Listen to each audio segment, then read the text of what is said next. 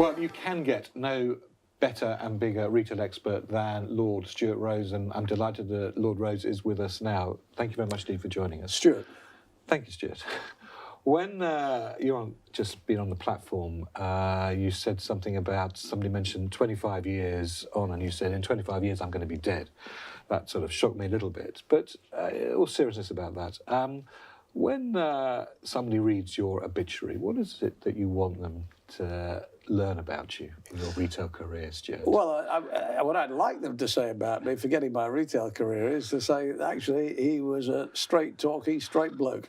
Well, you can't... And nothing would give me greater pleasure, because I think we all deal with people all the time, and I've spent my life dealing in consumer industries where you're dealing with customers and suppliers and employees every day.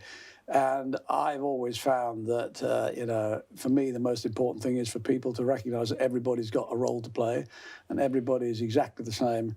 It doesn't matter if you're a chief executive or the guy operating the baler in the back of the store. You're all vital to the organisation. Your contribution to retail has been immense. I think, 45 years, maybe slightly longer Slightly in retail? longer, yeah. Slightly longer, well, I'm going to the Closer exact to 50 numbers. than 45. Okay, all right, okay. Over that time, I mean, retail's changed since God was a boy.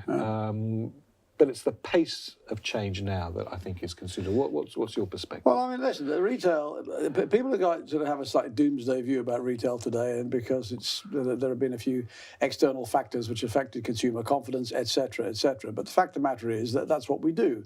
When we go to work and we make a bit of money and we've paid our rent and we bought some food, we want to go out and spend what we've got to do whatever we want to do, which does our thing. And, we talk about curating people's lifestyles these days. One person might want to be into electronics, one might want to be into cosmetic surgery, one might be into something else, but the whole of that delivering to customers is a very exciting place, and that's why I went into retail 40, 50 years ago. It's why I continue to enjoy it, and why I'm absolutely sure that retail will be a vibrant part of economies for millennia ahead. And we'll still have stores. People will still go into physical stores, touch things, pick them up, enjoy the curation. I love the idea, if I can't do something and I've a bit short of time, that I can sit on my mobile phone and order, my groceries from Ocardo on my mobile phone tonight and get them delivered by 7 o'clock tomorrow morning. Equally, I get just as much pleasure, if not more, being able to say, I fancy a nice piece of cheese. I'll go down to Providora's in Marylebone High Street and spend half an hour choosing it. Of course, we're going to do that. Nobody wants to sit looking at a screen all day. Well, we were lucky enough to interview the Prime Minister of the Netherlands yesterday. Who I told was excellent. He was absolutely excellent. But he says he does his own shopping. We were all very shocked about that. But he loves going into stores. It's the same with you. There's something wonderful about going to a store and having an experience. Which is, again, why I'm optimistic about retailers, providing they understand that it's their job to surprise and delight the customers every day. If you put something, whether it's a piece of clothing or a piece of electronics or a piece of food in front of somebody, which is what they want at a price that they think is reasonable, and give them a good time when they're buying it, i.e. offering them great product, great environment and great service, they'll come flocking back. They love it, of course they do. It's no different to you and me going to a restaurant. We know exactly when we had good service, exactly when we had a good meal, exactly when we had bad service, and exactly when we had a bad meal. You don't go back to the place you had bad service and a bad meal. When you ran Marks & Spencer's, just as an example of the many businesses that you've run, how did you manage to take your vision, your perspective, and make the person on the shop floor, the person who's interacting with the consumer, understand that? Well, it is it's difficult, number one, but the answer is have a very simple story.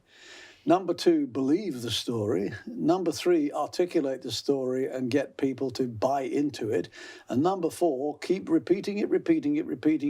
Actually, I've just used a couple of words. But for me, it was quality, value, service, innovation, and trust.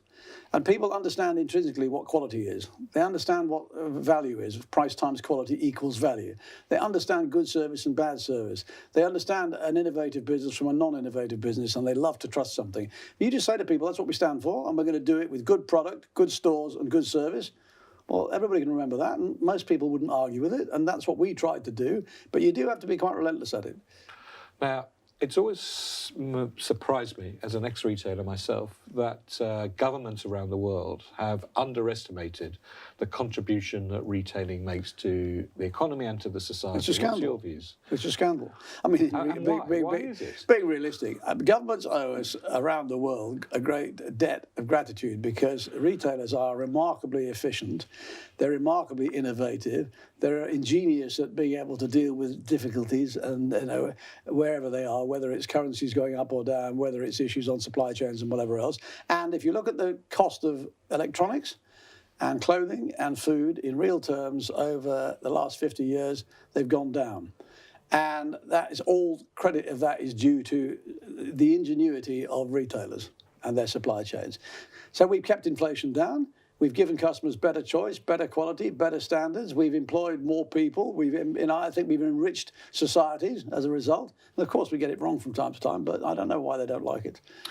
But retailing has never had the credit for all that, have they? Well, we can live with that, though. Okay. So now, looking to the future, in your crystal ball of what might well happen over the course of the next few years, what's top of your list? Well, change will continue to happen. Change will continue to happen at a faster pace. And what? If I were to turn the question slightly around the other way and say, what qualities do leaders, chief executives, men and women need to have for the next 25 years of retail? Is they need to have a finger on the pulse, antennae tuned in to every change, every nuance, every change in behaviour, every change in trend, every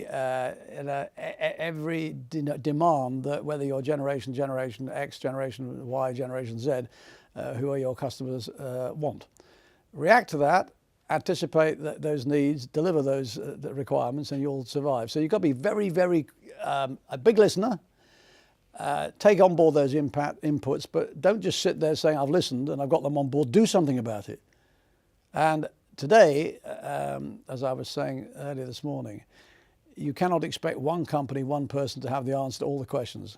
Companies have got to recognise they have to reach out and collaborate. And secondly, they have to put the best possible teams together because it's only teams that make great businesses. So going forward, do you see a notion now of the eco company which has an ecosystem around it that is the thing that's delivering for the end consumer? Well, I hope so. Good. Well, Lord Stuart Rose, it's fantastic of you to be with us. I know you've got a busy man. Thank you very much indeed. It's a pleasure. Pleasure. Thank you.